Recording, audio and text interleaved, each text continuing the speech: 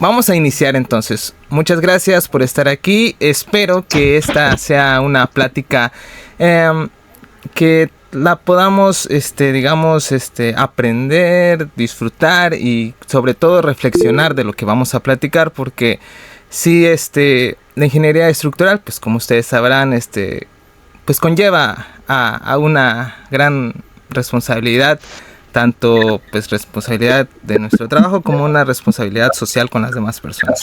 Así que el tema de hoy es del papel al modelo. Los criterios y cuidados en el modelado de estructuras de mampostería según las normas técnicas complementarias para el diseño de estructuras de mampostería de 2023. Como verán, vamos a basarnos directamente de la norma. No les voy a inventar nada, yo no voy a deducirles nada. Vamos a ver cuáles son esos criterios que la misma norma es la que nos platica, ¿sale? Entonces vamos a ver todo eso y nuestro contenido se va a basar prácticamente en eso. Vamos a ver la parte meramente normativa. Vamos a ver un poquito de las consideraciones que se usan y cómo pudiésemos usarlo. Y vamos a ver un ejemplo. Este ejemplo, bueno, ya más adelante vamos a ver de qué se trata. Pero básicamente traté de que le hiciéramos al modelo prácticamente todas las dudas que pudiesen salir, ¿no? Por ejemplo, en un modelo a veces nos preguntamos en específico de mampostería, ¿no?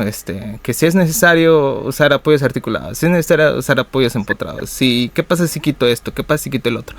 Más o menos por ahí va este asunto de muchas variantes que hice sobre esto para que quedáramos un poco más satisfechos de lo que la normativa nos cuenta y de pues lo importante que es este material y lo difícil también que es, ¿no? Como ya lo comentaba al principio, el ingeniero pues es uno de los materiales más usados y de los materiales yo les llamaría más rebeldes, porque bueno, pues es heterogéneo y anisotrópico. Entonces pues digamos, todo bien y todo mal con ese material, ¿no? Pero bueno, la normativa pues tratamos de que, bueno, la norma trata de que se haga un análisis como si fuera miel sobre hojuelas y que fuera una pues que estemos en un rango no tan complicado, ¿no? En un rango lineal, ¿sale? Bueno, y finalmente vamos a ver algunas recomendaciones y las conclusiones de esto, y algo que me gustaría compartir serían las referencias, que pues si es algo que me gustaría que leyeran. Y uno de los, digamos, de la parte final que quisiera que ustedes hicieran ya después es que queden con más dudas que con respuestas. Así, digamos, se va a escuchar un poco contradictorio, pero sí, más dudas, más inquietud del tema y pues obviamente encontrar respuestas pues en de parte de ustedes, ¿no? Para que pues esta sea una formación no solo de aquí, ¿no? Que no se quede aquí, sino que se indague más, ¿sale? Bueno, entonces vamos con nuestro objetivo. El objetivo pues es vamos a cuestionar un poco, no tanto, porque pues ya es una norma, tenemos que aplicarla, y algunos aspectos teóricos para el modelado de edificaciones de mampostería, ¿no? Y como les comentaba, vamos a comparar en este caso los dos métodos que nos traen las normas y algunas que otras variantes ahí para que ustedes puedan observar. Obviamente no se trata de que tomen esto como un algo de que así lo debo de hacer o es como que un machote, no sé, algo así como que ya esté preestablecido. No, ustedes sabrán, y como ingenieros estructurales y como estudiantes, pues cualquier estructura, por pequeña que sea el cambio, pues va a variar. Entonces las condiciones no van a ser las mismas, pero pueden ustedes tomar como punto de partida todas estas recomendaciones e indicaciones que yo les más o menos les voy a platicar, ¿sale? Bueno, entonces vamos a iniciar primero que nada con nuestro marco normativo, y vuelvo a repetir, de las normas técnicas complementarias para el diseño de estructuras de mampostería. Aquí deben de tener en cuenta, ¿no? No sé, bueno, algo que se me hizo muy curioso es que veo mucha gente conocida, que muchas gracias, Y sé que algunos de ustedes pues son estudiantes y bueno, muchos de ustedes también son ya profesionistas, ¿no? Pero en el lado de que si somos estudiantes y no conocemos bien este marco normativo mínimo, pues sí habría que conocerlas, saber que existen, porque sí me he tomado con personas que aún no saben que existen, y otras personas que saben que existen pero no saben que ya están actualizadas. Pues ya casi 2 años de que salió esta edición 2023, entonces pues sí hay que pues, actualizarnos y tener en cuenta que existe, y bueno, pues nos trae más que las fórmulas para el diseño, que ese es digamos lo que sigue después de esto.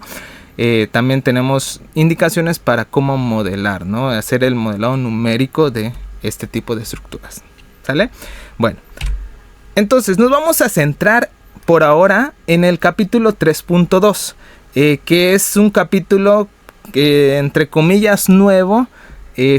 Bueno, sí nuevo, pero digamos que antes no era como tal un capítulo, antes era un apéndice. Casi trae cosas parecidas, se agregan unas cositas muy pequeñitas pero que impactan mucho. Entonces se actualizó y se hizo un propio capítulo, así que ustedes buscando en la norma van a encontrar en el 3.2 esto: modelación de estructuras de mampostería. Y dentro de ese capítulo vamos a encontrar 2 métodos que nos indican cómo nosotros podemos modelar estas estructuras. En primer lugar tenemos los modelos con columna ancha y los modelos con elementos finitos.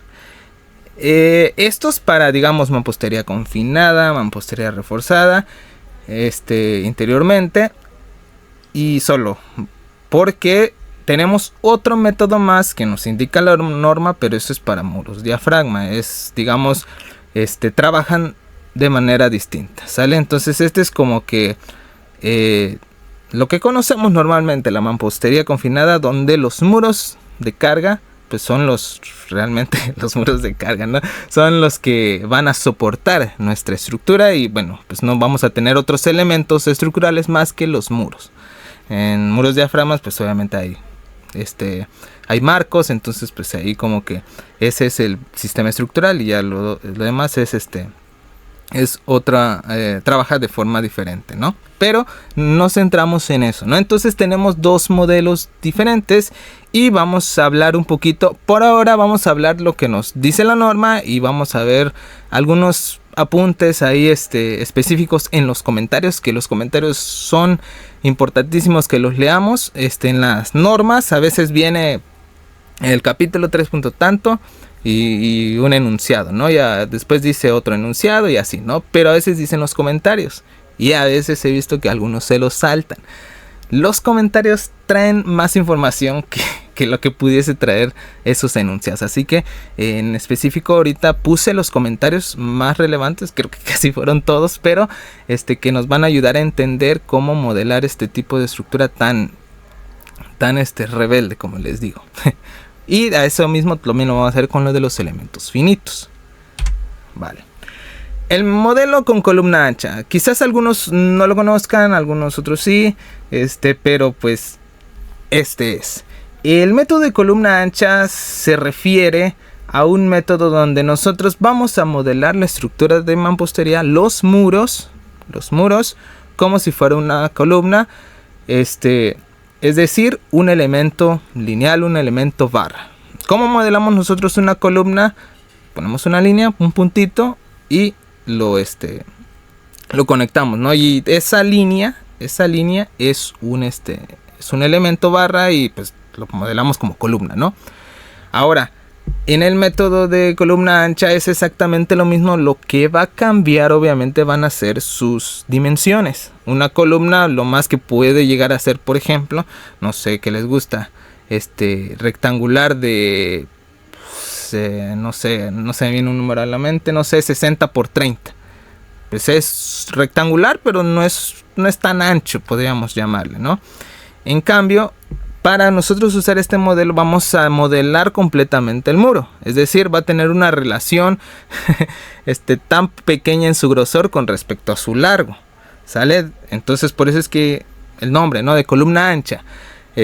Pero ese va a ser como que la sección. Pero ¿qué pasa nosotros en algún programa de modelo? Solo vemos la barra. Aún así modelamos castillos, columnas, lo que queramos. Si no le damos la opción de extruir o de ver el modelo en 3D, pues solo se ve una barra. Es lo mismo que vamos a ver acá. Solo vamos a ver una barra, pero obviamente ya si lo extruimos vamos a ver el elemento completo. Pero no es solo eso, sino que también debemos de ponerle las propiedades de la mampostería. Entonces ese es, digamos, como que lo hace no complicado, pero sí un poquito de más trabajo, porque tenemos que considerar la mampostería. ¿Y qué otro? Los castillos. Y los castillos no están hechos del mismo material que de la mampostería, ¿verdad? Los castillos están hechos de concreto. Y bueno, pues, el mínimo es 200, ¿no? Entonces ahí es donde radica la importancia de darle un enfoque, digamos, de enfocarnos un poquito más en realizarlo bien, porque tenemos que hacer esa transformación o esa mezcla, podríamos decirle, de los castillos con el elemento muro como tal. Entonces, pues nos dan recomendaciones, ¿no? Principalmente, y lo más importante, la de no duplicar castillos. Esa es una forma, digamos, la forma básica de modelar esta parte, ¿no? Entonces, con esa pequeña introducción ya podemos ver este dibujito y vemos que este elemento, esta barra, pues es nuestro elemento que nosotros vamos a dibujar nuestro modelo. A esta barra le vamos a asignar propiedades de la mampostería, ¿sale? Que la mampostería que tiene un módulo de elasticidad tanto y un módulo de cortante tanto, ¿vale? Pero además le vamos a incluir los castillos. Y ahí es donde viene las fórmulas para poder cambiarle sus propiedades. ¿Qué quiere decir esto? Que va a cambiar su momento de inercia, su área de cortante, incluso su área va a cambiar. Porque vamos a transformar los castillos como si fueran de mampostería. Y esto se hace con una relación de sus módulos de elasticidad. Por eso es importante los castillos, porque si se dan cuenta y ustedes hacen una relación de los módulos de elasticidad, pues obviamente el módulo de elasticidad de un elemento de concreto es mucho más grande que el de una mampostería. Entonces se hace una equivalencia con unas fórmulas y ya se puede modelar, ¿no? Por lo regular es muy común que si modelamos un muro como el de nos va a quedar una sección Y. ¿Qué quiere decir esto? Es algo así, ¿no? Esos patines son... Perdón. Estos patines son los castillos, solo que se transformó. Pasó de ser de concreto a ser de mampostería. Entonces por eso, para poder hacer esa equivalencia, pues obviamente se hace ese patín tan grande, porque ahora es de mampostería. Tiene las propiedades de una mampostería, bueno, el área, y pues se hace ese cambio, ¿no? Entonces ya por eso es que les digo que el área cambia. El área de esta figura Y no es el mismo que de esta figura rectangular, ¿no? Entonces ahí vienen los cambios y viene la importancia de verificar todos los criterios. Y bueno, pues no vamos a tardar mucho más en esto, porque mínimo quiero pensar que muchos de ustedes ya más o menos tienen un conocimiento de este modelado. De todos modos, si no se preocupen.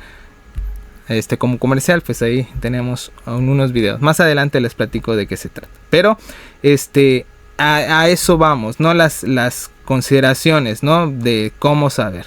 Pero yo me iba más a otros tipos de consideraciones más ocultas, entre comillas, que bueno, más adelante vamos a ver. Entonces, bueno, así, eso es lo que pasa con este método. se pone en eso. Y algo importante que tenemos que pues nosotros tener en cuenta son las regiones rígidas. ¿Qué pasa cuando nosotros modelamos una columna? Y por ejemplo una viga. ¿Sale? Por lo regular la unión o el nodo que va a estar pues va a ser este pedacito. En muchos modelos pues obviamente podemos crear la zona rígida en esta zona, pero pues es pequeña en comparación del tamaño, ¿no? De la altura o del largo, ¿no? Entonces es un puntito, entre comillas, ¿no? Aunque si ya lo vemos más pequeñito pues es grande, ¿no? Pero ahora, ¿qué pasa si nosotros modelamos un muro? Perdonen. Un muro usando esta barra, pero un muro, ¿no? Completamente. Este muro. Ahora la zona rígida ya no la podemos despreciar, o ya no podemos hacer como que no hay nada, ¿no? Porque pues la zona rígida podríamos decir que se forma acá, ¿no? Pero realmente tenemos más espacio de muro. Entonces ahí es donde viene el poner la región rígida o zona rígida, ¿no? Que hay algunas maneras de ponerlo, pero pues más adelante que estemos en el modelo vamos a platicar más de eso, ¿no? Y esto ya hace que, bueno, pues que el método pues sea más consistente y que pues nos dé resultados mejores, ¿no? Y tomar en cuenta obviamente también la zona que va a ocupar el muro, ¿no? Y no cometer errores de no de que no se tome en cuenta el muro como tal, ¿no? Porque van a haber problemas que más adelante pueden ser ocasiones de error en nuestros resultados, ¿sale? Bueno, déjenme a ver si se borra. Sí se borra. Y finalmente, no se borra. Y finalmente, otro aspecto importante de este método son los antepechos o las ¿cómo es que le llaman? A veces se le llama se me fue el nombre. Pero pues estos muretes pequeños donde van ventanas los modelan, y aquí me lleva a comentarles, si lo ponen es por algo, ¿no? Entonces, por eso la importancia de modelar este tipo de elementos. Primero nos están indicando cómo se puede hacer, ¿no? Si no estuviera ahí dijéramos, entonces no es tan importante, ¿no? Porque a veces, ¿qué pasa? A veces los omitimos y la respuesta puede variar, ¿no? Pero bueno, entonces aquí nos comenta estos antepechos, que son estos muretes que van en las ventanas. Entonces es importante modelarlos. Aquí nos pone esta forma de modelarlo como columna ancha, y nos pone otra forma que es haciendo una sección transformada como la que está acá. Es decir, ahora vamos a hacer una sección transformando la mampostería. Ahora vamos a hacer la inversa. Entonces, ¿cómo quedaría un tipo de sección de ese estilo? Si antes, algo de concreto lo convertíamos a mampostería, se hacía más grande. Ahora, si algo de concreto lo convertimos a mampostería, creo que lo dije al revés. Si algo de concreto lo convertimos a mampostería, se hacía más grande, ¿no? Ahora, si algo de mampostería lo convertimos a concreto, nos va a quedar una línea chiquitita. Y aquí va a quedar bien cabezón. Así, ¿sale? Entonces, esa va a ser la sección transformada que nosotros lo vamos a poner acá. Y bueno, dependiendo ya el tipo de software que tengamos, vamos a ver si lo podemos modelar literalmente así así como está en el dibujo, o podemos crear otro tipo de sección y solo ponerle sus propiedades. ¿Qué propiedades? Área cortante, inercias, y el modo de torsión, ¿no? Y las áreas y su peso, ¿no? Pues que peso es importante. Bueno, entonces este tipo de cosas son las que vamos a ver, ¿no? ¿Por qué? Porque si aquí tengo una columna ancha, ¿por qué no aquí también ponerlo? Y conectarlo. Ese podría ser una duda, ¿no? Más adelante vamos a ver qué pasa, ¿no? Pero para que tengan en cuenta, no me voy a detener más porque pues si no nunca vamos a acabar. Pero chequen ese método, ¿no? Y bueno, también hay otras consideraciones como los qué pasa cuando no hay digamos en estos pedazos donde hay columnas, perdón, hay dalas o cadenas de remate, pues ahí se pone una sección, una parte de la sección de la losa para que se vea que es una parte rígida, ¿no? Y que tiene, no tan rígida como la zona rígida, pero que sí tiene un aporte en esa parte, ¿no? Entonces por eso se le agregan unas partecitas de la losa para darle rigidez a esa zona, ¿no? Entonces por eso aquí nos dan la propia nos da ejemplos, ¿no? Por ejemplo, si no hay ninguna dala y es la pura losa, pues ese es el ancho efectivo que vas a usar, ¿no? Aquí está. Que si hay un muro arriba, pues haces la sección igual. Si hay una dala, pues también haces la sección. Y aquí está este ejemplo, ¿no? Eso es para nosotros cuando tenemos o no, más que nada va enfocada a cuando no tenemos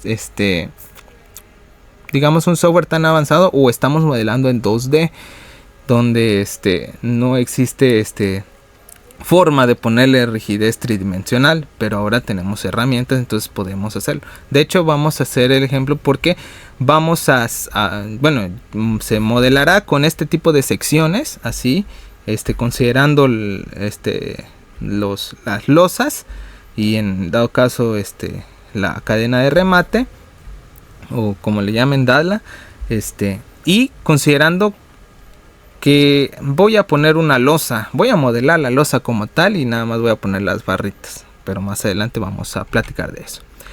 Y este otro ejemplo es pues son patines cuando se hace marcos planos. En este caso no vamos a hablar de marcos planos, vamos a hablar de marcos tridimensionales, entonces no nos interesa tanto, pero para cuando ustedes necesiten hacer marcos planos con columna ancha, este es la cantidad de ancho efectivo que le tienen que poner para considerar que hay rigidez, ¿no? en fuera del plano, podríamos decir aquí. ¿Sale? Bueno. Ahora nos vamos a el de elementos finitos. Igual lo voy a hacer muy rápido, pero yo sé que ustedes más o menos ya han escuchado sobre esto. Ya saben de qué se trata. Pues son elementos placa. Ahora ya no son elementos barra, como lo hemos hecho en el anterior. Lo cual hace que muchos softwares que solo modelan elementos barras, pues lo puedan hacer. En este caso los elementos finitos ya no son barras, ya son placas, son otro tipo de elementos. Y bueno, pues es otra teoría también. Entonces hay que tener cuidado. Ahora, ¿cuáles son las recomendaciones que nos dice la norma? Por ejemplo, bueno, que debemos de crear un elemento solamente, que tenga 4 puntos, ¿sale? Esa es la recomendación que nos da la norma. Y nos dice que lo podemos modelar tipo membrana o cascarón. Digamos, lo más común a veces es membrana o que se haga como placa, ¿no? Como placa como tal. Entonces aquí nos está diciendo como primera recomendación esa. Y luego también nos está diciendo que pongamos nuestros cerramientos, nuestras columnas de remate como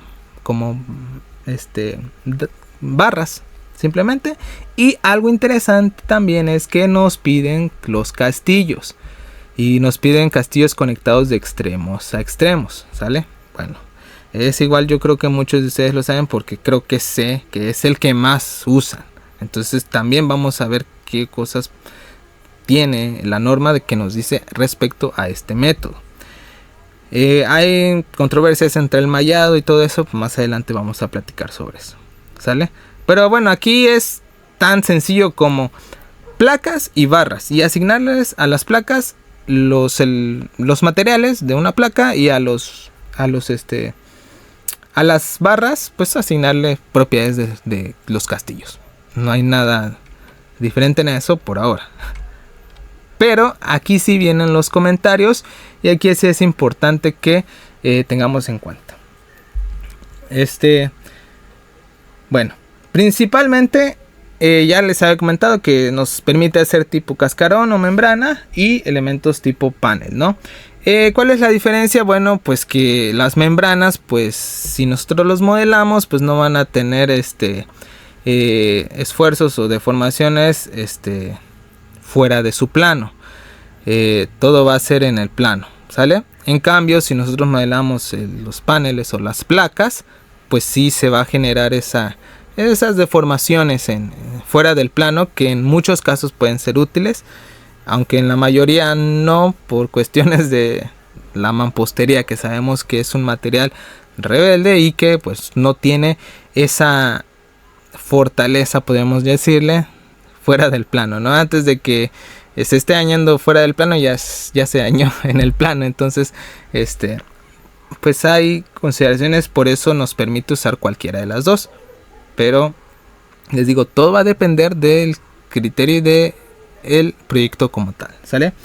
Bueno, también dice, es una modelación simplificada, le llaman ellos, ¿no?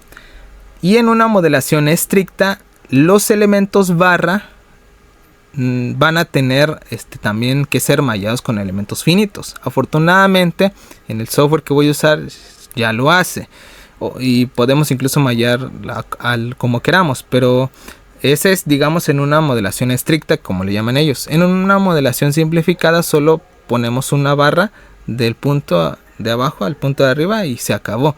Y por eso es que es más factible, si hacemos eso, trabajarlo con elementos tipo placa, tipo membrana, porque pues esos no tienen una división finita, ¿no? Como los otros. Entonces en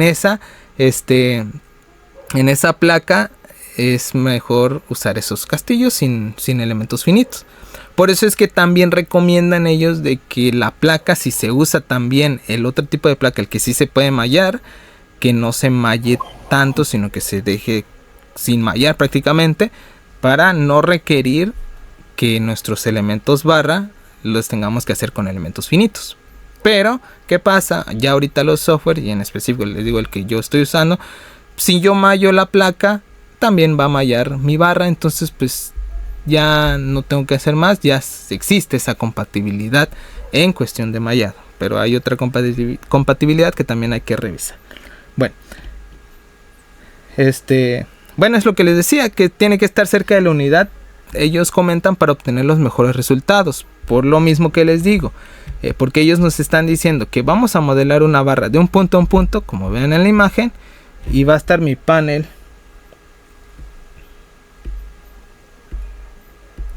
igual conectado acá, ahí. Entonces, para que no tenga yo que usar elementos finitos en la barra, porque suponiendo que no puedo, pues por eso me conviene que este panel pues solo esté pues prácticamente completo, sin ningún otro mallado. Porque qué pasa si yo lo mallo y esta barra no puede hacerse compatible con eso, pues obviamente van a tener diferencias, ¿no? Por ejemplo, esta placa se puede doblar así y como es muy rígido este elemento barra, pues se va a quedar estático y pues vamos a tener unos pequeños errores, ¿no? Entonces mi placa va a estar jugueteando y la barra pues va a quedar quieta, ¿no? Entonces, ¿qué pasa entonces ahora? Cuando ya tiene compatibilidad, ya tienen los nodos acá, pues si se mueve también se va a mover el elemento barra, ¿sale? Entonces esas son las ventajas que ahora tenemos en la actualidad. Bueno, por eso es que también ellos comentan lo del mallado, ¿no? Pero pues si estamos hablando de elementos finitos, pues es lógico pensar que vamos a mallar. Entonces por eso es que hay unas controversias que no sé. Aquí no hablaremos de eso, pero pues hay cosas, pero pues igual ya hay otros estudios y otros tesis, artículos donde pues ya incluso hasta nos dicen cuánto es lo recomendable para mallar, que incluso está dentro de las referencias para que ustedes puedan leer. Ok, entonces vamos con otro. Ahora otra compatibilidad. Perdón. Los castillos modelados con barras, ya les comenté, pues si los modelamos directamente así, pues van a tener una deformación incompatible, porque uno es una barra y el otro es una placa, ¿sale? Uno es una barra que contiene suponiendo aquí hay una placa separadita un poquito. Voy a ponerle otro color el castillo. Perdón. El castillo, aquí está. Entonces el castillo tiene propiedades que pueden ser importantes para tener compatibilidad con la placa. Entonces aquí nos dice que se genera una incompatibilidad a través que se reduce a los giros. ¿Qué quiere decir eso? Bueno, que pues si nosotros a la barra le asignamos las propiedades normales que tiene, pues va a tender a girar porque es una barra. En cambio la placa pues quizás no pueda girar por su naturaleza de ser una placa y ser un elemento muy ancho. Entonces podemos decir que si modelamos y hacemos un análisis y revisamos nuestras bajadas de carga o nuestras cargas axiales, todo bien, todo correcto, ¿no? Pero ¿qué pasa si ya vemos digamos parte de la rigidez lateral? Ya van a haber algunos, no cambios, pero no cambios tan drásticos, pero sí unos pequeños cambios. Entonces ahí es donde dice que por eso es incompatible, pero en específico dice a los giros, porque pues se genera momentos en la parte superior, ¿no? Bueno, casi en toda la barra. Entonces por eso es que dice que bueno, se genera esa incompatibilidad, pero nos dice, dado que la participación de los castillos a la rigidez lateral perdón, ahí no era aquí. El error que se comete no es considerable, y ese es algo que igual en las relaciones que les puse en las variaciones de los modelos también vamos a ver eso. ¿Qué pasa si yo sí lo hago compatible? Es decir, le quito los giros, le quito el momento de inercia en las dos direcciones y la constante de torsión, le pongo 0. ¿Qué va a pasar? Vamos a ver qué tanto es ese error, ¿no? Y aquí nos dice que el error que se comete no es considerable. Entonces vamos a ver. Bueno, dice, se ha podido corroborar que el nivel de precisión obtenido con el método simplificado, ya les comenté que es método simplificado, es un puntito acá, un puntito allá, el panel completo, sin tanta discretización, ¿no? Dice que es mejor al método de columna ancha. Igual vamos a ver que obviamente no estamos cuestionando la norma, pero pues queremos saber, corroborar eso, ¿no? Entonces, pues dice que es mejor. Entonces, aún con esas deficiencias de que está haciendo un método simplificado, es mucho mejor. Pero pues hay una razón muy clara, ¿no? Y es la hipótesis de sección plana, ¿no? Que esta perdón, que esta pues en los elementos finitos pues no hay como que no hay, digamos, restricción, mientras que en las barras pues sí, básicamente solo está limitado a muros cortitos, muy anchos, o a columnas. Básicamente es por eso, porque está hecho, bueno, no está hecho, pero se usa más, o se está prácticamente, su teoría está hecha para elementos no tan anchos. Entonces por eso es que pues no se cumple, y por eso es que los resultados son mejores en el de elementos finitos, ¿sale? Entonces por ejemplo, si nosotros modelamos un elemento en elementos columna ancha, así de ancho, bien chiquitito, pues nos van a dar resultados muy geniales, muy parecidos. Pero ¿qué pasa si nosotros hacemos este tipo de muros y la barrita o el centro, el eje centroidal, la barra que estamos modelando es esa? Pues obviamente aquí ya es muy grande, entonces pues ya no vamos a tener resultados, ¿no? Entonces lo más común que se hace es esto, entonces pues por eso es que siempre vamos a encontrar error, no siempre vamos a tener los mismos resultados. Esa es la razón. Entonces por eso es que mucho se prefiere el elemento finito, pero pues también el método columna ancha es muy bueno y puede servir no solo para para este tipo de cosas, sino también para corroborar diseños experimentales. Entonces pues ya depende, ¿no? Pero vamos a comentar más adelante en las conclusiones. Y bueno, esto ya es más general de los métodos de análisis, que bueno, se hará un análisis elástico para los estados límite de falla. Se determinarán las propiedades elásticas y se considerará que no resiste tensión en dirección normal a las juntas. Entonces ya vamos a empezar a hablar de que vamos a ponerle propiedades de secciones agrietadas. Esto es algo general, tanto para el método de columna ancha como para el método de elementos finitos. ¿Sale? Entonces, ya prácticamente cambiamos de tema. Ahora vamos a hablar ya no tal de los métodos, sino de cosas que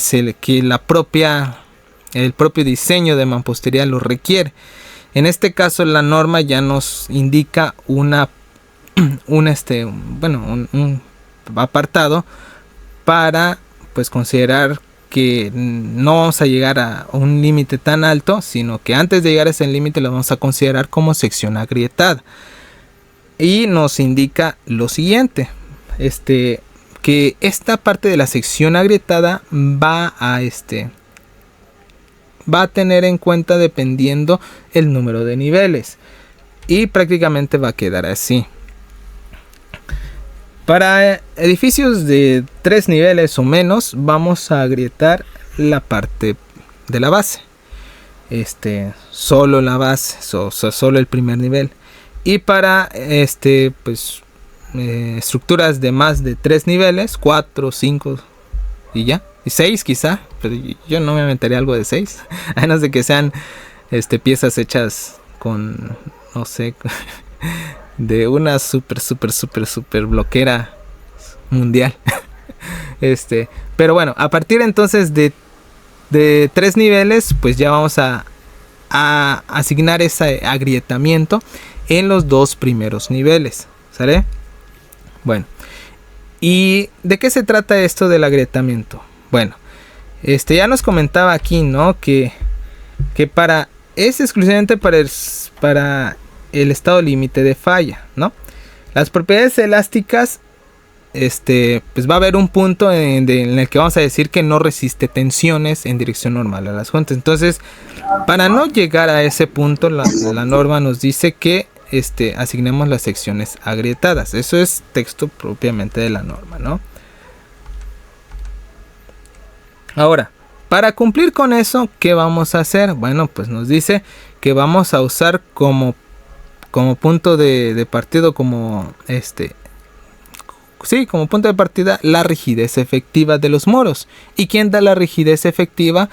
Pues por la naturaleza de la mampostería, pues es las propiedades de cortante de los muros, ¿no?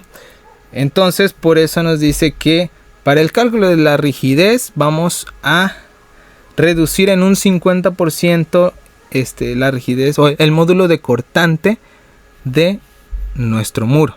¿Para qué? Solo para considerar que está agrietado, y solo para los muros que ya vimos, los de la planta baja y los 2 primeros niveles, ¿no? Y para el estado límite de servicio, pues no, esto no es necesario, pero pues si queremos lo hacemos, ¿no? Bueno, entonces grábense esto, no vamos a reducir el módulo de cortante a la mitad para considerar la sección agrietada. Ahora, ese es un primer castigo, podríamos decirle, que vamos a tener a nuestro modelado, a los dos, cualquiera de los dos. Ahora, aquí viene en el comentario un poco más completo de qué se trata ese asunto, ¿no? Esto dice: los resultados de experimentos estructurales a base de muros de mampostería ante cargas laterales han evidenciado la degradación de la rigidez con el desplazamiento. Esta degradación dice que es más pronunciada para valores de distorsión cercanos al agrietamiento. Entonces dice que llegan a alcanzar valores de degradación del 90%. ¿Sale? Entonces, pues se acepta. Entonces dice que que se usa un criterio similar al de las de concreto. Ya ven que en las de concreto también se reduce sus áreas, ¿no? Ya sea a flexión, bueno, en regular en vigas, por ejemplo, a flexión, y en columnas también en las dos direcciones de cortante, ¿no? Entonces ahí se usó, o ellos usaron esa misma ese concepto y lo adoptaron a la mampostería. Entonces por eso aceptaron, dice que una degradación del 50% de la rigidez del cortante, ¿sale?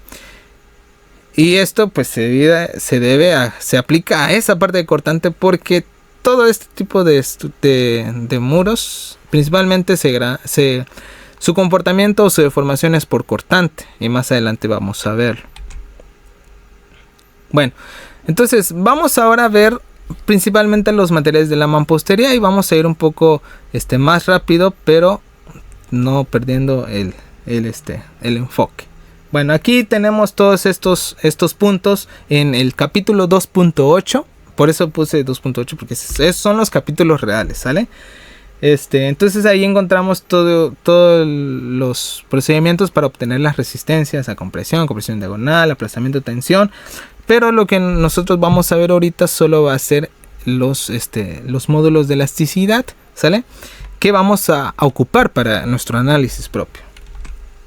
Bueno, entonces tenemos el 2.8.5, donde tenemos dos formas de calcular el módulo de elasticidad. Obviamente este es módulo de elasticidad para estructuras, digamos, que nos trae, que no podemos, o para determinar más que nada el módulo de elasticidad sin tener otro dato más que la resistencia a compresión.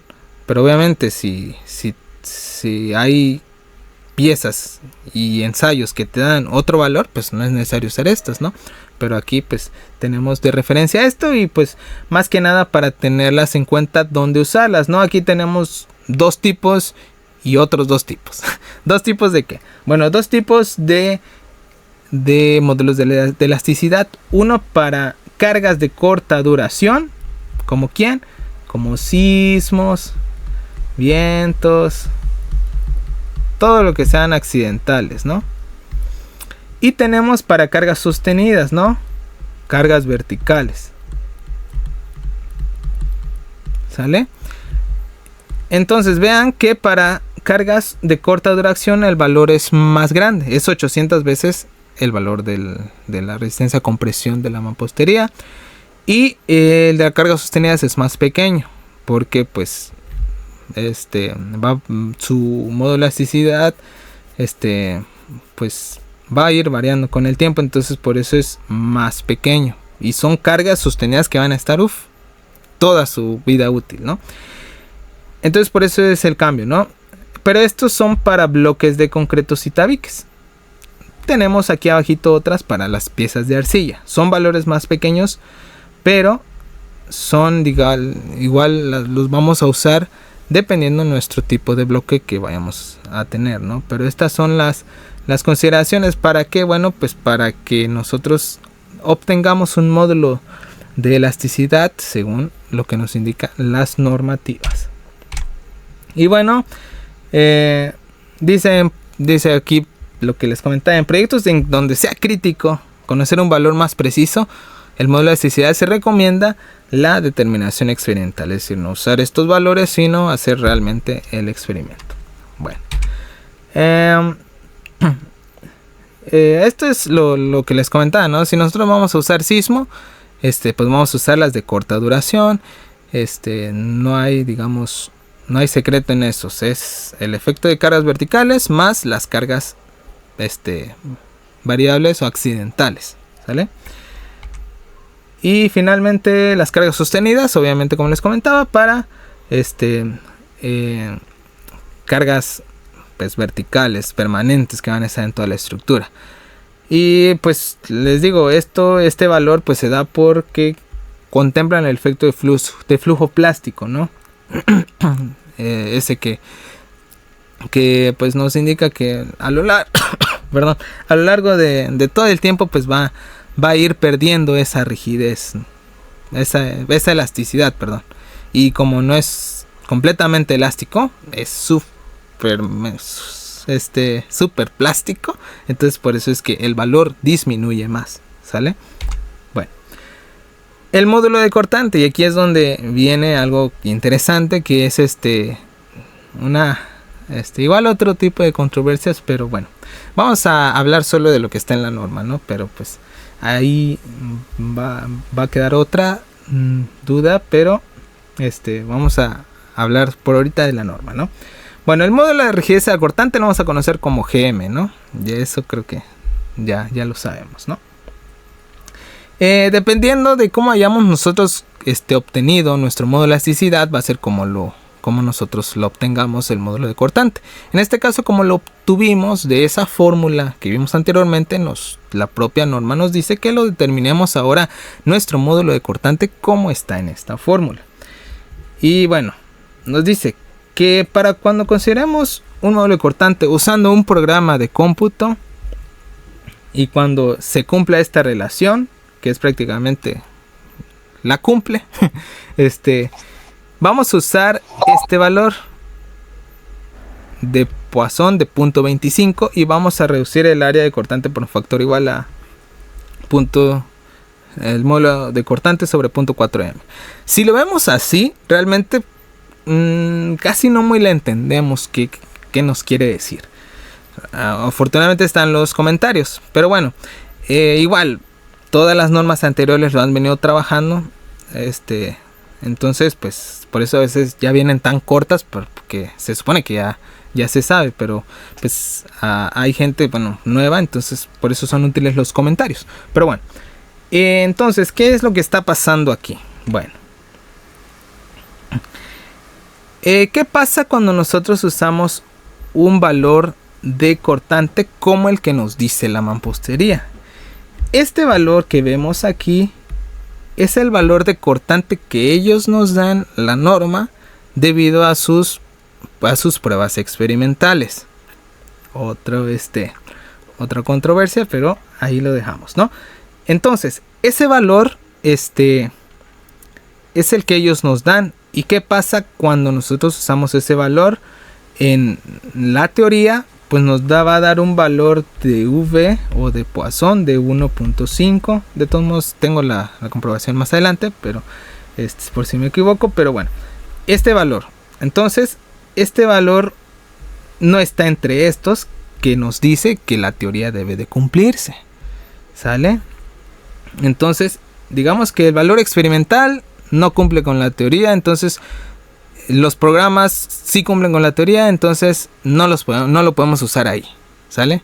Entonces, ¿qué nos dice la norma? Bueno, no te espantéis.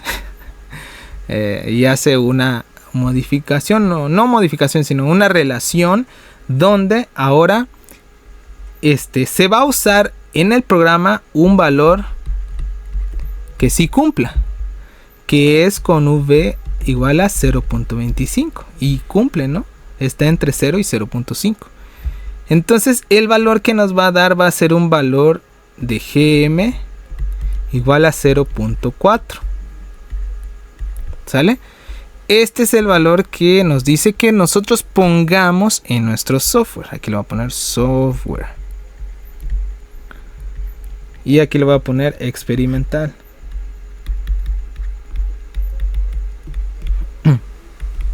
Entonces, nos dice que vamos ahora a reducir ese valor de GM en una relación de la división de estos dos. De la división entre GM y GE. Que vendría siendo, perdón, entre GE y GM. Bueno, es que le vamos a poner a este GE mejor, ¿sale? O, bueno, mejor porque es el experimental, ¿no? A ver, déjenme. Lo borro.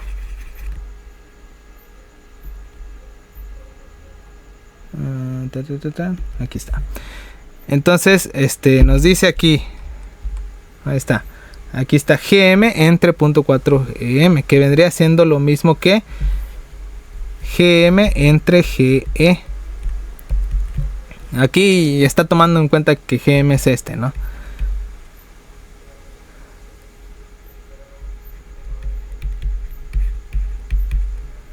Entonces esto nos va a dar un valor de 0.5, Que igual más adelante lo tengo demostrado, no sé por qué lo ando haciendo aquí, pero esa es la idea. Por eso es que dice que bueno, tú usa un valor que sí cumpla con la teoría y ya después vemos. Y ese de vemos es ya después le reducimos ese valor, pero y ya bueno, ya me da un valor de 0.5.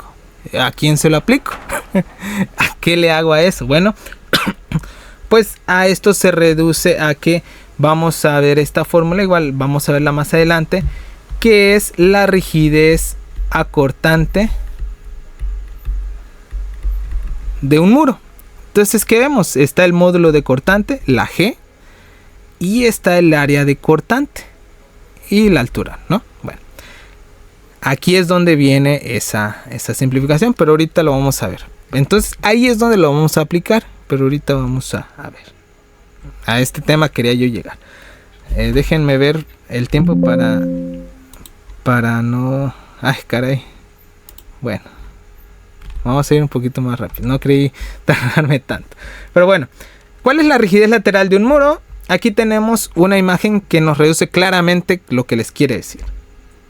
Un muro, pues va a tener las propiedades de que cuando entre más largo sea, su deformación va a estar más ligada, o va a ser más va a ser más protagonista la deformación por corte. Mientras que si es un muro más esbelto, pues su deformación que va a regir va a ser la de flexión. Entonces ven acá, este es por flexión y este es por cortante. Su deformación imponente es la de cortante.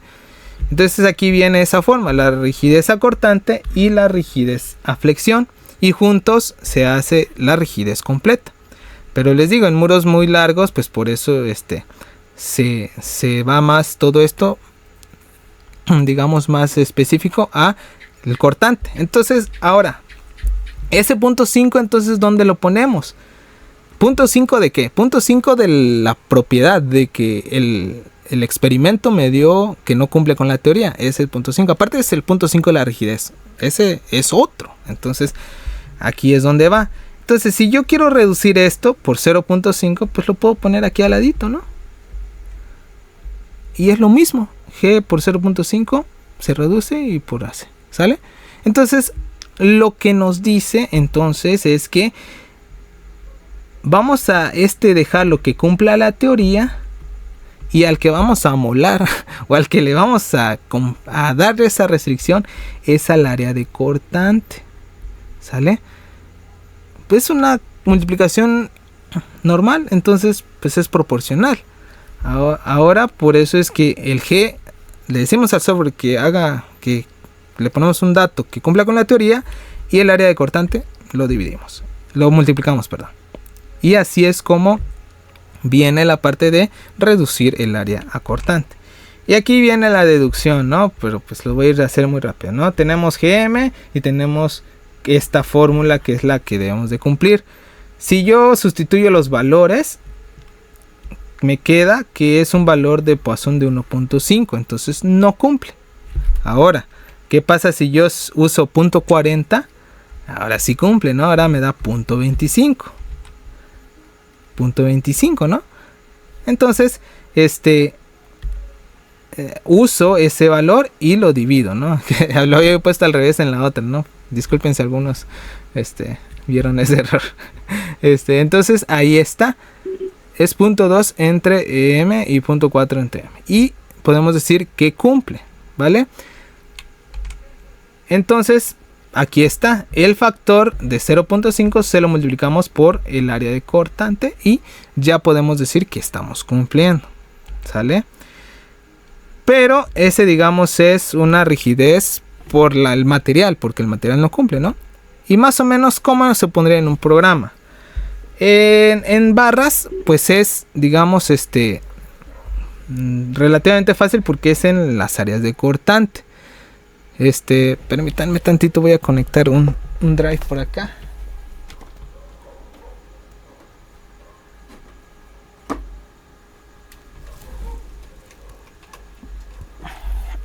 Listo. En barras es normal, ¿no? Bueno, perdón, es sencillo. En placas es donde digamos, es un poco más complicado. Tenemos placas con esfuerzo plano. Tenemos aquí los esfuerzos y esfuerzos en X, esfuerzos en Y y esfuerzos en X. Y también tenemos aquí los esfuerzos o fuerzas XY, ¿no? Que van, este va con tau, ¿no? Entonces ese prácticamente es el que determina sus propiedades acortantes. Entonces por eso es que se pone en ese sentido. Pero realmente, como dicen algunos, pues puede ser que no puede ser. Estamos modificando otras propiedades. Entonces por eso es que a veces ese es el punto medio extraño de los elementos finitos con respecto a estas reducciones. Bueno, entonces para que ustedes sepan gráficamente, ahí es, ¿sale?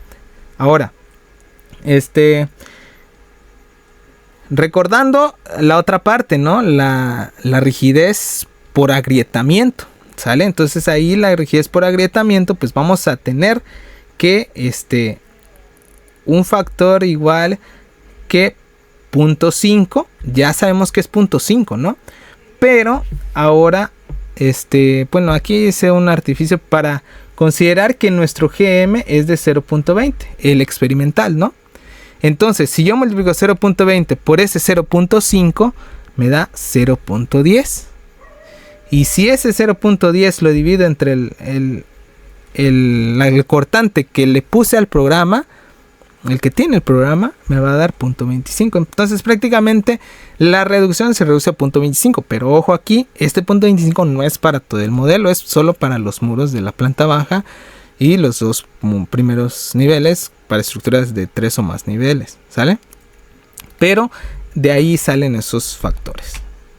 Ahora sí con el ejemplo. Una disculpa, me pasé mucho tiempo hablando con lo otro, pero creo que era importante. Bueno, este ejemplo está hecho en un software mexicano que les invito a que lo conozcan, que se llama Dynabrio. Y bueno, pues aquí tenemos los dos modelos que vamos a ver. Se ven iguales, ¿no? No les veo mucha diferencia. Quizás un colorcito por acá, un colorcito por allá. Pero pues básicamente se ven iguales. Ahorita vamos a ver cuál es la diferencia. Pero son los dos modelados. Modelo por columna ancha y modelo por elementos finitos. Vamos entonces a ver en nuestro ejemplo. Este ejemplo es el modelo del doctor Juan José Pérez Gavilán. Que bueno, pues lo vi y me gustó mucho y dije, lo voy a replicar y aquí está.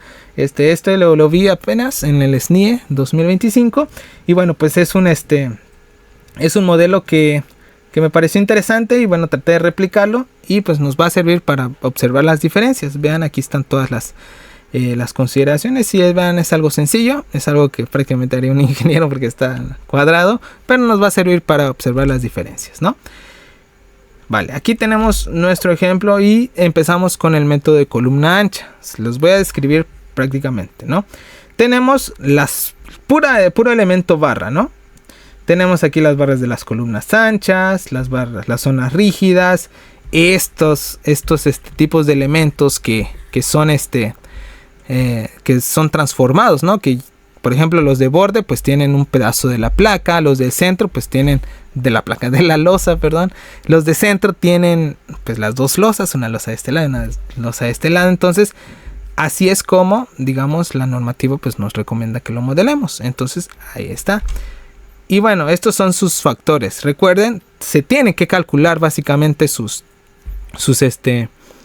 todos sus valores. Y aquí yo lo hice de una manera que el software me permite poner una barra. Yo puse una barra así, normal, con sus propiedades de L y T, normal, como si fuera una columna. Y me permite cambiar sus factores de rigidez, donde viene que puedo cambiar el área, las áreas de cortante, los momentos y la torsión y el peso incluso. Entonces yo tengo una hoja de cálculo donde pues calculo obviamente todo lo que les digo, la transformación de los castillos, agregarle todo eso y como nos dice la norma. Y a mí se me hace más sencillo cambiarle el valor. Que el área de cortante era 1. Bueno, ya transformándolo me da de 0.5. Ah, bueno, entonces así. Que el área era de 500, ¿no? Pero ahora redució a incrementó a 610. Entonces hago la división y me da un valor. Entonces aquí dice, aumentó 84,28%, ¿no? Así es como funciona esta parte. Pero también está la otra contraparte de que yo puedo generar un elemento y ponerle, el área es 27.500 centímetros cuadrados. Y lo pongo directamente cuánto es. Esa es otra forma. Que al momento es de 1.700.214. Ese es el valor que me dio el cálculo y ese es el que voy a poner. Así esa es otra forma. Pero pues aquí está. ¿Sale? Bueno, y los materiales, ¿no? Un material completamente rígido para esas zonas. A pesar de que en el software yo puedo hacer zonas rígidas, yo opté por usar esta parte de usar las partes rígidas como lo recomienda también el doctor Pérez Gavilán, que es incrementando por 1000 o 10.000 el modo de elasticidad para convertirlo en un elemento completamente rígido. ¿Sale? Ahorita hablamos de los apoyos que se ven extraños, pero es algo interesante también. Ahora el de los elementos finitos, pues no hay mucho, pues son barras y placas y mallados. En este caso, igual el mallado, usé un mallado de .40, usé un mallado de referencia de .20 y hicimos un mallado de 0, o de un muy grande, ¿no? 1.5. Entonces aquí lo único que pasó es la reducción, ¿no? De 0.5. Y ustedes dirán, pero debería ser de 0.25. Oh, claro, pero ese ya se lo apliqué directamente solo a las barras que yo necesito. Perdón, a los muros que yo necesito, que son solo los de la planta baja. Entonces, por eso es que lo hice separado. Y igual en el elemento barra ya está aplicado ese 0.5. ¿Sale? Por eso es que en mi caso el MX1 es una mochetita. Esa mochetita sí fue de T por L prácticamente. Entonces por eso si yo le aplico el cortante de 0.5 es 1 entre 2 es 0.5. Y por eso es que ahí sí sale 0.5 del área de cortante. Pero es por lo mismo, ¿no? Porque ya está aplicado. Bueno, ahora vámonos a lo que nos surge. Las diferencias entre esos dos modelos. ¿Cuál fue la diferencia, no? El error de masa de menos 0.52, casi nada, una tonelada quizás. Eso es muy importante que ustedes tengan en cuenta de que si ustedes, por ejemplo, quieren hacer este tipo de consideraciones, el peso es importantísimo. Entonces tienen que equilibrar los pesos, que no es tan complicado si tienen en cuenta qué elementos necesitan considerarse el peso y cuáles no.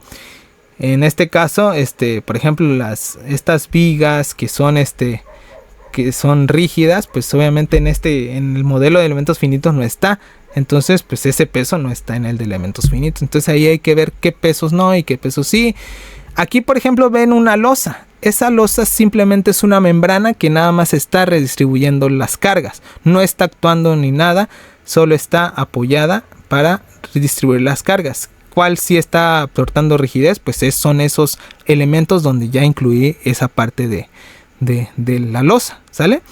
Igual el peso de ese pedacito, pues obviamente lo tuve que quitar porque ahora el peso que me da toda la losa es el elemento membrana, ¿vale? Entonces ahí hay que hacer esas adecuaciones para obtener el peso que necesitamos y no subestimar o sobreestimar, ¿sale?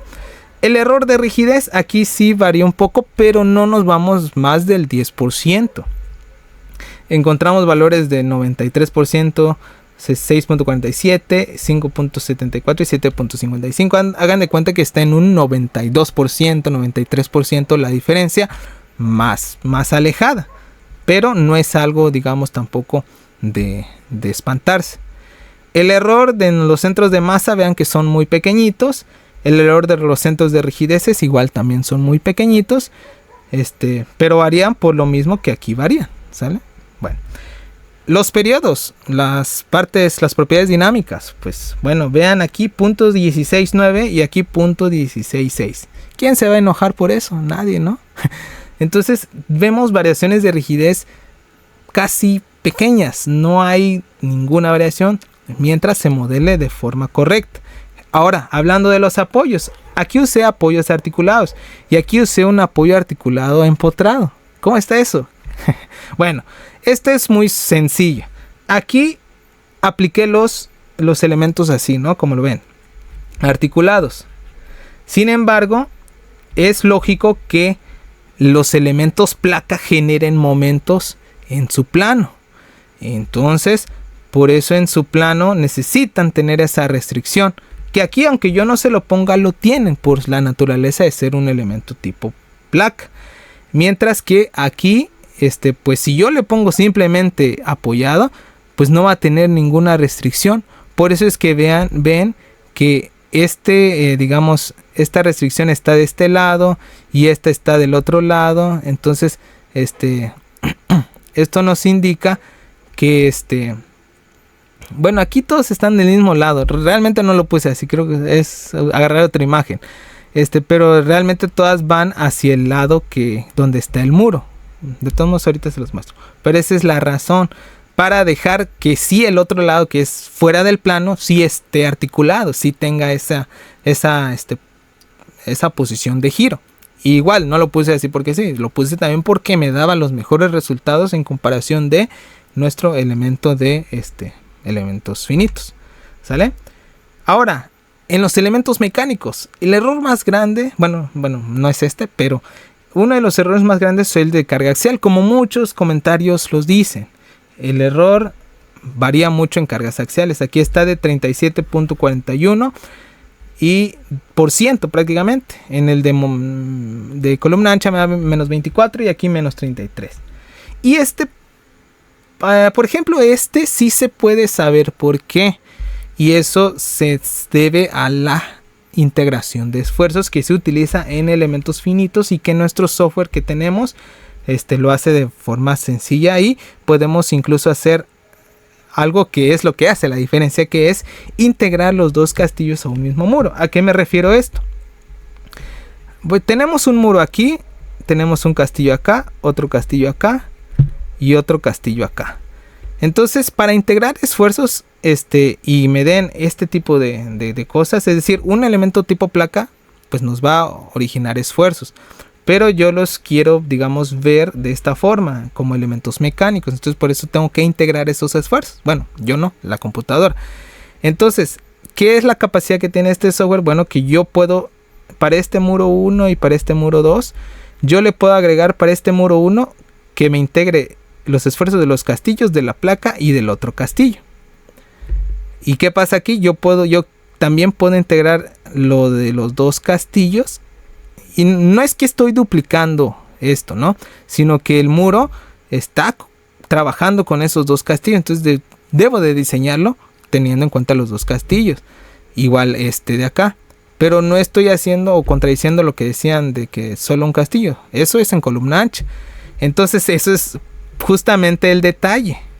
Como yo no estoy,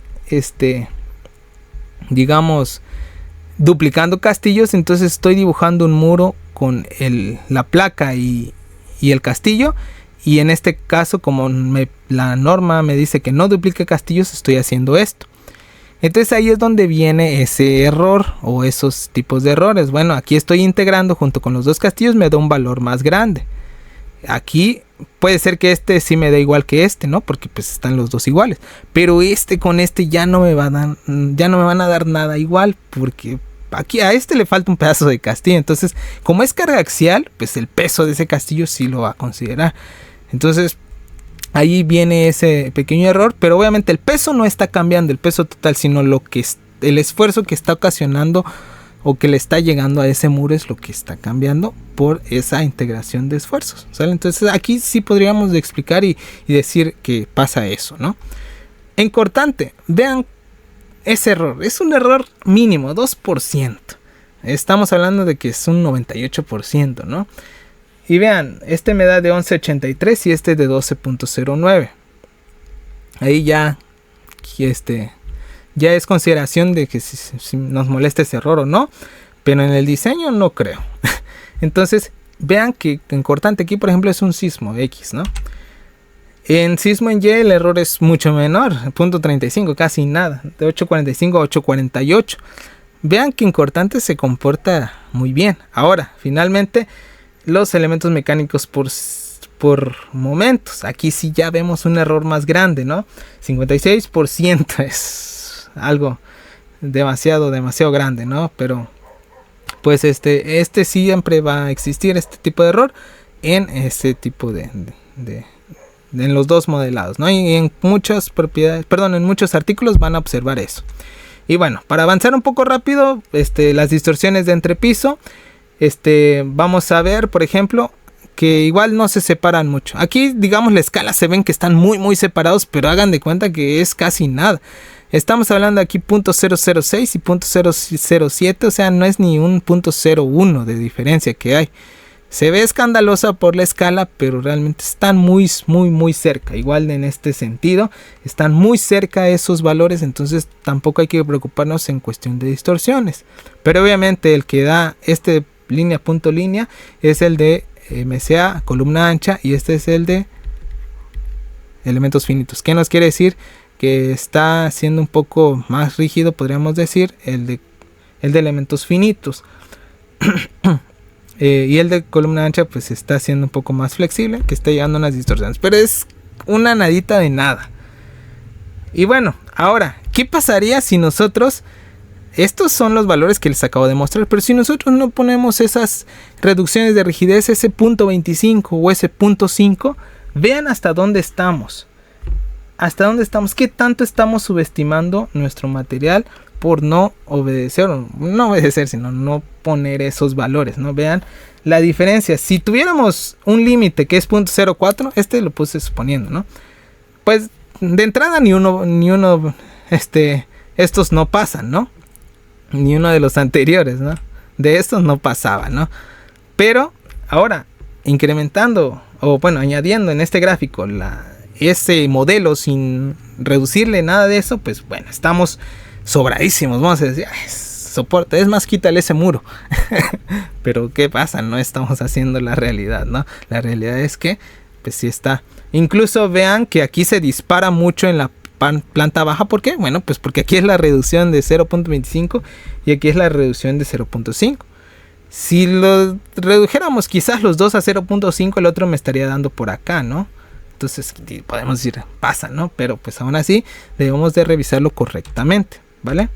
Y bueno, algunos aspectos ya para finalizar.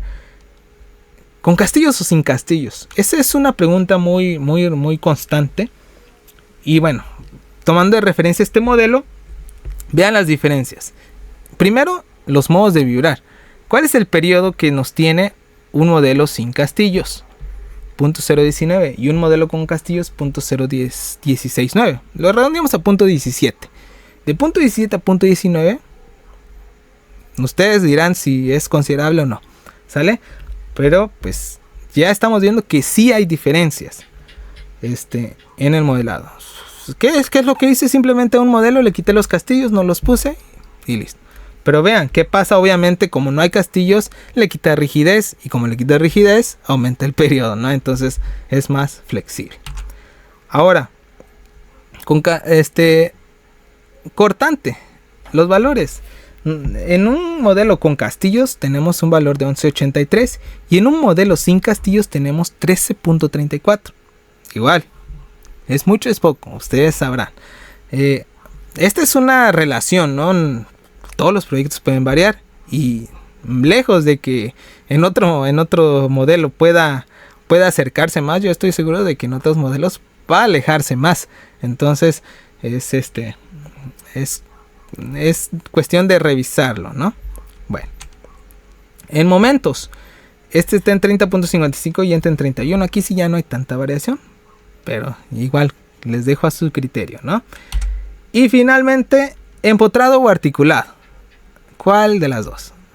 En el modelo empotrado tenemos un valor de .16 y en el articulado pues es el que teníamos, .169, .17.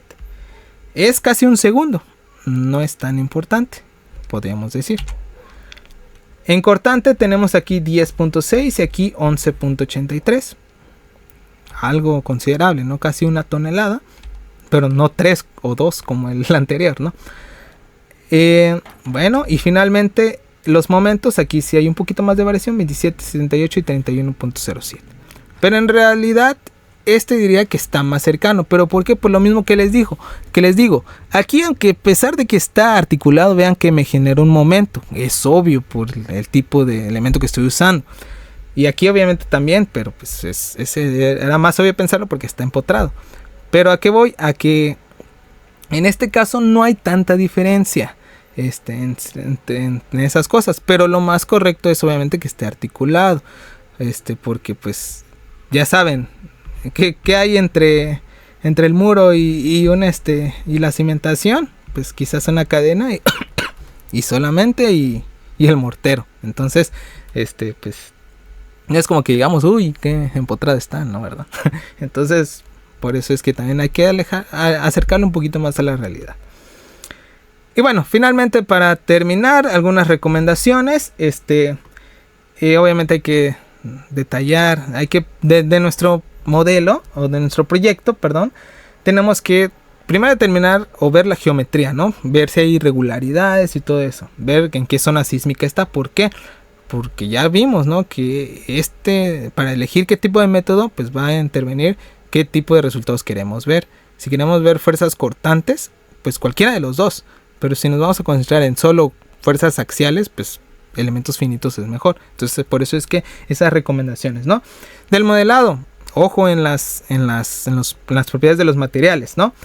Ojo en las propiedades de agrietamiento, ¿no? Y modelar lo esencial, ¿no? No andar modelando otras cositas que no van, sino que lo esencial, lo que sea realmente del sistema estructural, ¿sale? Y ya lo demás, pues no. Porque si no sigue a ser muy pesado y van a hacer otras cositas, ¿no? De los elementos finitos, bueno, pues los modelar muros, elementos placas de 4 nodos, bueno, pues es una recomendación de la norma, ¿no? Pero ustedes, por lo regular hacemos eso. Lo único diferente que hacemos es que lo mallamos. Eso es lo diferente. Modelar castillos, ¿sale? Verificar las reducciones y asegurar la compatibilidad. Ahorita, de forma rápida, vamos a ver eso. Y lo de columna ancha, pues no duplicar castillos, asignar las propiedades correctamente. Reducir las áreas de cortante, definir bien las condiciones de los apoyos, lo que les comentaba, y modelar bien ya sea las losas o los antepechos, ¿sale? Y bueno, estas son las conclusiones, pero finalmente, como conclusión, les quería mostrar esta parte. Esta es la conclusión final de todo este pequeño proyecto. Disculpen por tenerlos un poquito más del tiempo. Ya con esto termino. Aquí es lo que les comentaba. Modelé todos estos. Un modelo de referencia con un mallado súper finito, 20 centímetros.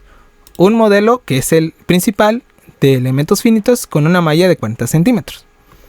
Y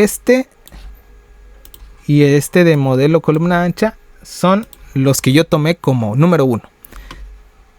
Que hice también, obviamente las barras, a pesar de que no me las pedía, y como tengo la posibilidad del software, las mallé a 40 centímetros, para que estuvieran iguales, ¿no? Bueno, en el 2 ya hice una malla más grande, ya casi del tamaño de algunos muros. El 3, en vez de usar elementos tipo placa, usé tipo membrana, como también nos indica en la norma. En el 4 hice la compatibilidad de los castillos. Le quité esas propiedades de torsión de momento a los castillos, ¿sale? El modelo 5 con apoyos empotrados. Es decir, yo todo esto lo manejé con apoyos articulados, pero hice uno que es igualito a pero en vez de apoyos articulados, uno empotrado. El modelo 6, un modelo sin castillos, que igual ya vimos cuál era, ¿no? Y de los módulos de columna ancha hice un modelo sin mallado, que prácticamente era para corroborar que aunque lo mallemos no nos va a dar resultados tan diferentes. El 3 es un modelo con losa tipo placa. Es lo que les dije, ya no hice esas consideraciones de agregarle 4 veces la losa, ya no hice eso. Ahora lo que hice es, como elemento finito, hice una placa de elemento finito arriba y simplemente eso, y sus dalas. No hice nada de secciones transformadas, obviamente solo los muros, ¿no? Ahora, el modelo con antepechos como viga. Si se dieron cuenta, en mi modelo yo hice mis antepechos yo hice mis antepechos exactamente igual como abajo, lo copié, pero la norma nos dice que podemos hacer una viga con sección transformada. Entonces de eso se trata el modelo 4. Y el último modelo de columna ancha es un modelo con apoyo empotrado, igualando al MF5. Y aquí vamos a ver los errores o horrores que tenemos. En los periodos solo son 3 conceptos: periodo, rigidez y distorsiones. En los periodos, vean que el único que brilla por su ausencia es en el modo 1 y es el modelo 6, que es el que no tiene castillos. Entonces ahí ya se ve que es la oveja negra de esta familia. Entonces es el que yo diría que no recomendara que no modela. O sea, recomendación, modelar castillos. Y bueno, finalmente vemos que todos estos valores pues están, incluso ninguno es menor a 10. Hay unos de 7, pero pues son básicamente los que están empotrados, ¿no? Pero los demás están en el orden de menos del 5%, ¿vale? Bueno, hasta ahí digamos que son resultados buenos y que pues no hay tanta diferencia. Aún cometiendo errores o que se nos olvide algo, podemos tener, digamos, cosas interesantes y parecidas. En la rigidez, igual, los errores están o se encuentran, en este caso, en el modelo 5, que es el modelo que tiene que está empotrado, y el que no tiene castillos. Estos son los que dieron rigideces más diferentes. Y estas rigideces pues se van, pues prácticamente en Y pues son las mismas, y en X pues son muy pequeñitas, pero ni una más del 6%. Y el empotrado sí cambió bastante, ¿no? Que esté completamente empotrado cambia mucho en la rigidez, ¿no? Ya vimos que aquí no tanto, pero aquí sí. Y las distorsiones. Las distorsiones aquí en la parte superior, esta parte, vean aquí estos valores son de la planta alta. Vean que las rigideces, los porcentajes están muy altos, 18, 15. Estos son los de los modelos de columna ancha con respecto a nuestro modelo 0. Y vean que estos modelos con respecto al modelo 0 de los MF, de los elementos finitos, pues no varían, ¿no? Bueno, un 8%, que sea un 92% más o menos, ¿no? Entonces no es tanta la diferencia, pero con columna ancha sí. Pero es un valor grande, o podríamos decirle mayor, pero en realidad es porque como estamos hablando de centésimas, perdón, de valores muy pequeñitos, entonces al restar uno con el otro pues sí es mucha diferencia. Entonces al dividirlo otra vez con el mismo, pues por eso genera estos errores. Pero si somos digamos quisquillosos, sí nos importaría, pero si somos críticos y vemos, pues no son valores muy grandes. Por ejemplo, acá está de 0.019 y aquí 0.0165, 0.017. Al final de cuentas ni uno va a pasar, entonces pues mejor consideramos que no es tanto el error. Y gráficamente, bueno, aquí los modos de vibrar, pues sin ver así, pues básicamente el único que está deschavetado es el modelo 6, que es el que no tiene castillos. Por eso es que es recomendable que pongamos castillos, ¿vale? Y bueno, finalmente esta gráfica, rápidamente, aquí están las distorsiones. Pusimos aquí ahora un límite de 0.006. Ahora sí se supone que muchos de ellos pasan, pero por ejemplo este modelo que vendría siendo el modelo MCA5, que es el modelo empotrado, vean que si yo lo empotro pasa mi modelo, y si yo lo articulo, que vendría siendo si no mal recuerdo, vean que ya no pasa. Entonces esa diferencia entre empotrar y articular sí es un poquito más complicada, pero pues no es, les digo, no es tanto. Estamos de 0.055 a 0.065, pero pues no hay tantas cositas ahí. No es un rango tan alto, pero sí hay que cuidarlo, ¿no? Por eso es que nos recomiendan esos dos modelos, aunque no nos dicen como tal las condiciones de frontera, pero pues digamos son cuestiones de nosotros, ¿vale? Bueno, Y finalmente, se me olvidaba, los elementos mecánicos. Vean aquí cuáles son los que pasan. Y aquí sí ya es importante. Casi todos los elementos finitos pasan, salvo los últimos dos, que son, perdón, los últimos dos estos que son, que tienen más errores, que son pues el que no tiene castillos y el que está empotrado.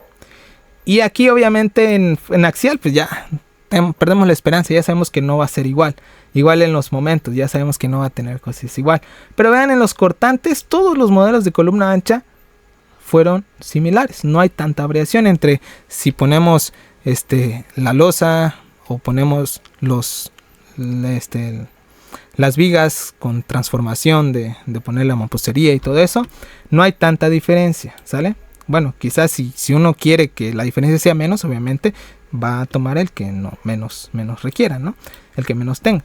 Pero vean el último es el que más errores tiene y es el que empotramos. Entonces por eso es que es la diferencia con este. Pero igual, estamos hablando de errores que ustedes consideran si son considerables o no. Valga la redundancia. Entonces ahí lo tenemos. Eso es lo que les quería comentar. Discúlpenme por tardar tanto. Es un tema que me gusta mucho y que bueno, pues cada día tratamos de seguir aprendiendo de esto y pues ahorita quise compartirles un poco de esto y bueno, espero que les haya interesado. Espero sus preguntas y aportaciones, pero recomendación que sean preguntas fáciles y que sean aportaciones económicas. Mentira. Espero sus preguntas, ingenieros, y muchísimas gracias.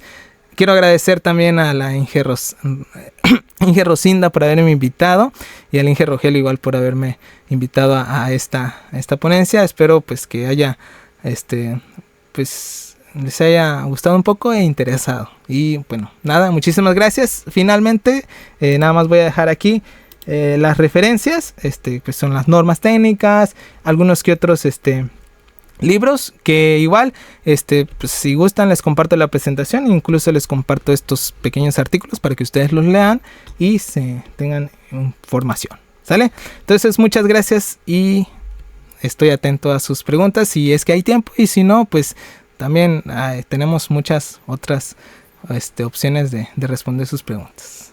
Gracias. No, al contrario, muchas gracias, Inge, Juan Diego, por el gran aporte que acabas de dar, sobre todo por la excelente presentación que acabas de darnos.